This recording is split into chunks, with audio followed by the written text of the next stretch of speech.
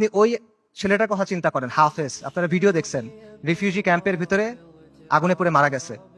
সেটার নাম ছিল শাবান, কোরআনে হাফেজ, সফটওয়্যার ইঞ্জিনিয়ারিং নিয়ে পড়তেছিল। আপনারা রুহ আর রুহ রিমের কথা চিন্তা করেন, ওই যে ছোট্ট মেয়েটা বিল্ডিং ধসে গেছে, মারা গেছে, তার দাদা তার ডেড বডি বুকে নিয়ে বলতেছে রিম, রুহ আর রুহ।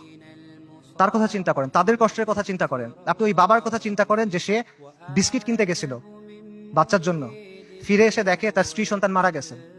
সে কান্না করতেছে আর বিস্কিটটা বাচ্চার হাতে দিয়ে বলছে, বাবা তুমি এটা নিয়ে যাও।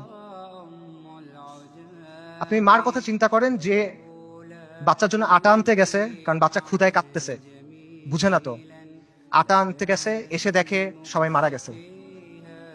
আপনি হিন্দ রজাবের কথা চিন্তা করেন, 6 বছর বয়সী মেয়ে, ওরা গাজা থেকে পালায় যাওয়ার চেষ্টা করতেছিল 7 জন পুরা ফ্যামিলিতে।